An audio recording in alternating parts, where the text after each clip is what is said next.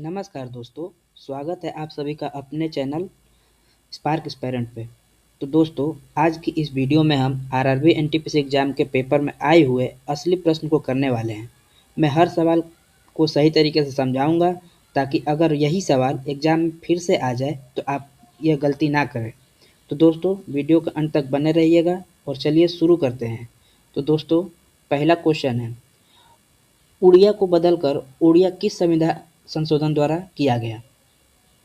इसके ऑप्शन हैं 96वां संविधान संशोधन, 97वां संविधान संशोधन, 98वां संविधान संशोधन, 99वां संविधान संशोधन। तो दोस्तों, इसका सही उत्तर है 96वां संविधान संशोधन। 96वां संविधान संशोधन अधिनियम 2011 के तहत ओडिया का नाम बदलकर ओडिया कर दिया गया। यह परिवर्तन संविधान संशोधन की 8वीं अनुसूची 8th अनुसूची में किया गया है।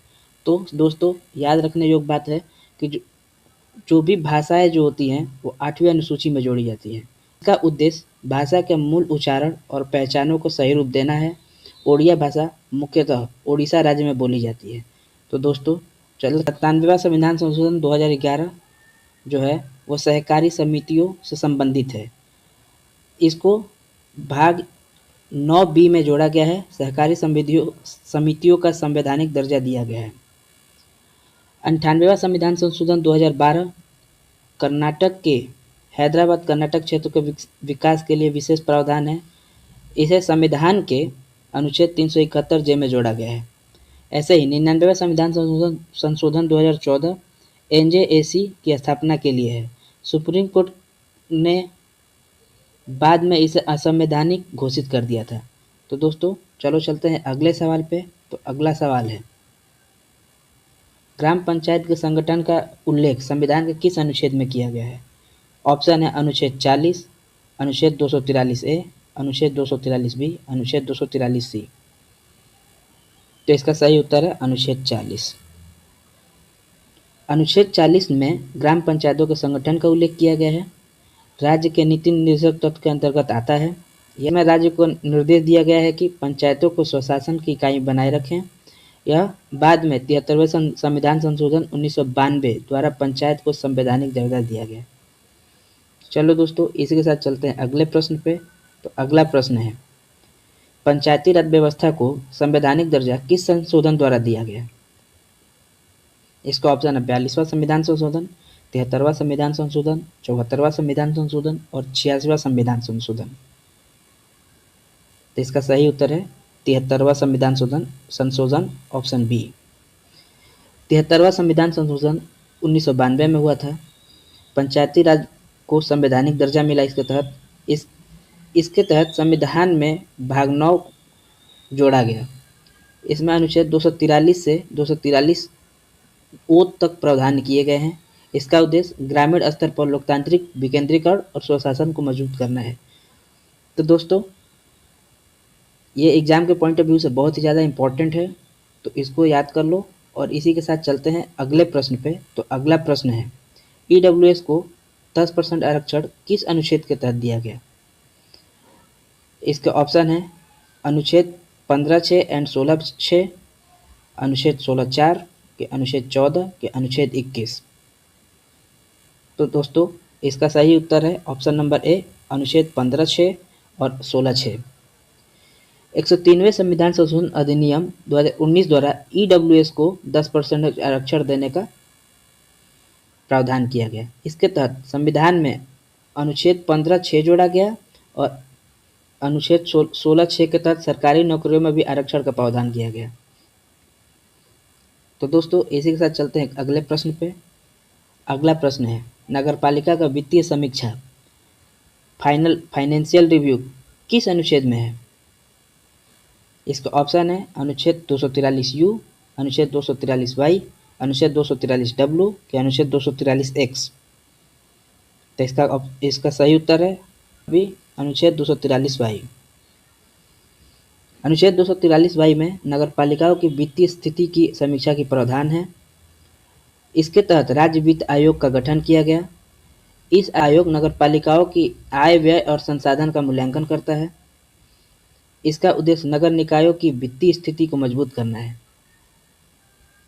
तो चलो दोस्तों, चलते हैं अगले प्रश्न पे। अगला प्रश्न है, खाद्य पदार्थों में ऑक्सीकरण के साथ गंध बदलने की प्रक्रिया को क्या कहते हैं? ऑप्शन है रेंसिडिटी, हाइड्रोलिसिस, की फर्मेंटेशन, की पॉस्चराइजेशन।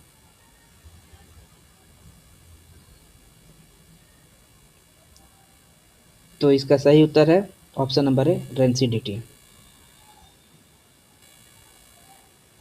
दोस्तों, रेंसिडिटी वह प्रक्रिया है जिसमें वसा और तेल ऑक्सीकरण के कारण खराब होने लगते हैं। इस प्रक्रिया में तेल और घी की गंध और स्वाद बदल जाते हैं, अक्सर अप्रिय हो जाते हैं। यह मुख्य रूप से असंतृप्त वसा वाले खाद्य पदार्थ में होता है। रोकथाम के लिए खाद्य पदार्थ को हवा, नमी और प्रकाश से बचाने की आवश्यकता होती है। तो दोस्तों, इसी के साथ चलते हैं क्वेश्चन नंबर 7 पे। सिंपल माइक्रोस्कोप में कौन सा लेंस होता है? ऑप्शन है कॉन्वेक्स लेंस यानी उत्तल lens, concave lens, cylindrical lens की प्रिज्म। तो इसका सही उत्तर है convex lens, option number A. तो दोस्तों, सिंपल माइक्रोस्कोप में एक ही कॉन्वेक्स लेंस का उपयोग किया जाता है।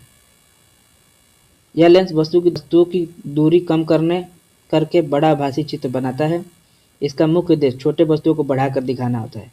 यह लेंस फोकल लेंथ छोटा होने पर वस्तुओं को अधिक इनलार्ज करता है।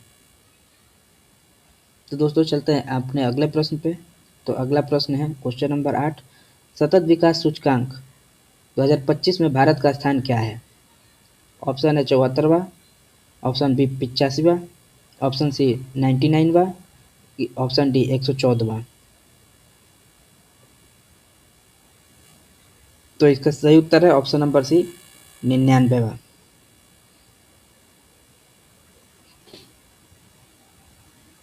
अनसस्टेनेबल डेवलपमेंट सॉल्यूशन नेटवर्क की सस्टेनेबल डेवलपमेंट रिपोर्ट 2025 के अनुसार भारत 99वें स्थान पर है।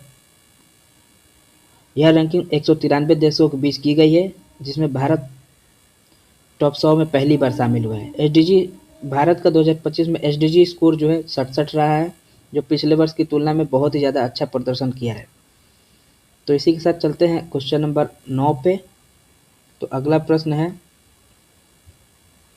68वां सीपीए सम्मेलन 2025 कहाँ आयोजित हुआ? इसका ऑप्शन है नई दिल्ली भारत, कि ब्रिजटाउन बारबाडोस, कि लंदन यूनाइटेड किंगडम, कि ओटावा कनाडा। तो इसका सही ऑप्शन है option number C Bridgetown Barbados.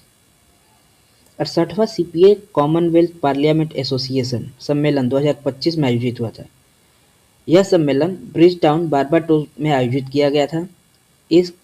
इसमें कॉमनवेल्थ देशों के सांसद और प्रतिनिधि शामिल हुए।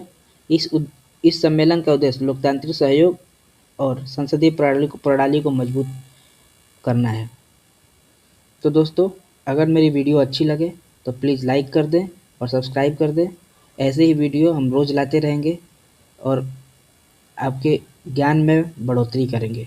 तो इसी कुछ कंप्यूटर के भी सवाल इस एग्ज़ाम में देखने को मिले हैं, तो उसको भी डिस्कशन कर लेते हैं, जो कि हमारे लिए बहुत ही ज़्यादा ज़रूरी है। तो चलो चलते हैं क्वेश्चन नंबर 10 पे। कौन सा उपकरण इनपुट और आउटपुट दोनों का कार्य करता है? ऑप्शन है keyboard, monitor, touch screen, printer. तो इसका सही ऑप्शन है option number C touch screen. Touch screen एक ऐसा उपकरण है जो इनपुट और आउटपुट दोनों का कार्य करता है।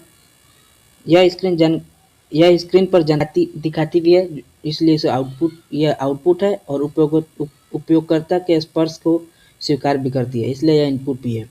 इसका उपयोग स्मार्टफोन, टैबलेट, एटीएम और सूचना कियोस्क में किया जाता है। इसलिए टच स्क्रीन को इनपुट और आउटपुट डिवाइस दोनों में माना गया है। तो चलते हैं कंप्यूटर के दूसरे प्रश्न पे। कंप्यूटर का दूसरा प्रश्न है, L+ टैब कुंजी का प्रयोग किस लिए किया जाता है? तो दोस्तों, ऑप्शन है इसके कंप्यूटर बंद करने के लिए, खुले हुए प्रोग्राम विंडो के बीच स्विच करने के लिए, फाइल सेव करने के लिए, कि स्क्रीन को रिफ्रेश करने के लिए। तो इसका सही उत्तर है ऑप्शन नंबर बी, खुले हुए प्रोग्राम या फिर विंडो को बीच में स्विच करने के लिए। तो दोस्तों, L.टैब एक शॉर्टकट कुंजी है जो कंप्यूटर में उपयोग की जाती है। इसका उपयोग खुले हुए प्रोग्राम या विंडो के बीच जल्दी से बदलने या स्विच करने के लिए किया जाता है। यह शॉर्टकट विशेष रूप से विंडो ऑपरेटिंग सिस्टम में बहुत उपयोगी है। इसका उपयोग बिना माउस के एक एप्लीकेशन से दूसरा एप्लीकेशन जल्दी जा सकते हैं। तो दोस्तों इसी के साथ चलते हैं कुछ इम्पोर्टेंट शॉर्टकट की तरफ, शॉर्टकट कीज़ की तरफ, जो कि एग्ज़ाम में कई बार पूछे गए हैं। तो अगर यह हम पहले ही पढ़ लेंगे तो आने वाले एग्ज़ाम में हम इस गलती नहीं करेंगे और यह बहुत ही ज़्यादा इम्पोर्टेंट है। तो परीक्षा में बहुत बार पूछे जा चुके हैं। जैसे ही हमने इससे विगत प्रश्न में पढ़ लिया है कि एल्ट प्लस टैब जो है विंडो को बदलने के लिए होता है, वैसे ही कंट्रोल सी जो है कॉपी करने के लिए होता है, वैसे ही CTRL-V जो है वो पेस्ट करने के लिए होता है, वैसे ही CTRL+X जो है कट करने के लिए होता है, वैसे ही CTRL+S जो है सेव करने के लिए होता है। तो वीडियो पसंद आए तो लाइक करें, दोस्तों के साथ शेयर करें और चैनल को सब्सक्राइब जरूर कर दें और मिलते हैं अगली वीडियो में। उसी के साथ धन्यवाद।